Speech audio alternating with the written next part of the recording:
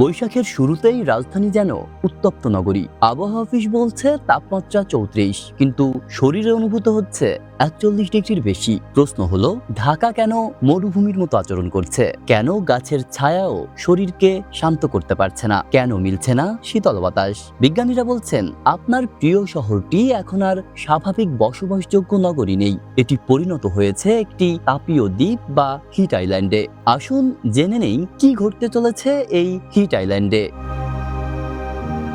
টানা ৩ দিন তীব্র গরম মানেই তাপপ্রবাহ, কিন্তু ঢাকার সমস্যা আরো গভীরে। রেড ক্রিসেন্ট ও আবহাওয়া অধিদপ্তরের গবেষণায় ঢাকার ২৫টি এলাকাকে চরম উত্তপ্ত চিহ্নিত করা হয়েছে। বাড্ডা, গুলশান, মিরপুর থেকে যাত্রাবাড়ি সবই এখন আগুনের গোলা। অবাক করা তথ্য হলো, ঢাকার অদূরে সাভারে যখন তাপমাত্রা ৩০, ফার্মগেটে তখন ৩৭, অর্থাৎ মাত্র কয়েক কিলোমিটারের ব্যবধানে তাপমাত্রার পার্থক্য ৭ ডিগ্রি সেলসিয়াস। এমনকি মিরপুরের বোটানিক্যাল গার্ডেনের চেয়ে গুলশানে ৫ ডিগ্রি বেশি গরম অনুভূত হয়।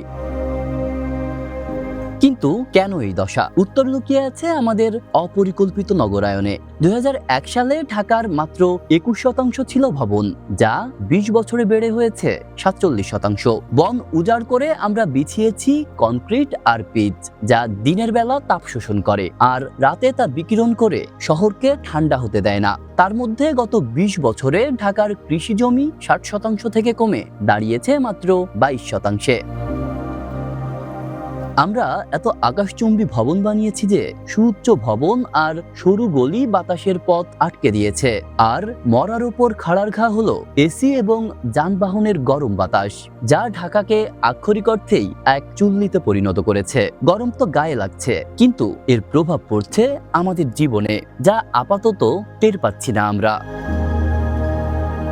এটি কেবল অস্বস্তি নয়, এটি জীবন মরণের প্রশ্ন। হিটস্ট্রোক, পানি শূন্যতা আর ডেঙ্গু ম্যালেরিয়ার মতো রোগের প্রাদুর্ভাব বাড়ছে এই উত্তাপের কারণেই। এসি ফ্যানের বাড়তি লোডে বিদ্যুৎ বিল বাড়ছে, অন্যদিকে রোদে কাজ করা মানুষের কর্মক্ষমতা কমছে। গবেষকরা হুঁশিয়ারি দিয়েছেন, এখনই ব্যবস্থা না নিলে ২০৫০ সাল নাগাদ ঢাকার তাপমাত্রা আরো ২-৩ ডিগ্রি বেড়ে যেতে পারে। তখন এই শহর স্রেফ পরিত্যক্ত তপ্ত উনুন ছাড়া আর কিছুই থাকবে না।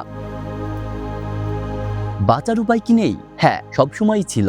১০ বছর আগেও ছিল, এখনো আছে। প্রথমত, ব্যাপক সবুজায়ন। ছাদ বাগান করলে ১০% হোল্ডিং ট্যাক্স ছাড়ের যে সুবিধা আছে তা কাজে লাগাতে হবে। দ্বিতীয়ত, মৃত খাল ও জলাধার উদ্ধার করে হাতিরঝিলের মতো কুলিং জোন তৈরি করতে হবে। তৃতীয়ত, সাদা বা উজ্জ্বল রঙের কুলরুফ প্রযুক্তি ব্যবহার করতে হবে, যা তাপ শোষণ না করে প্রতিফলিত করে দেয়।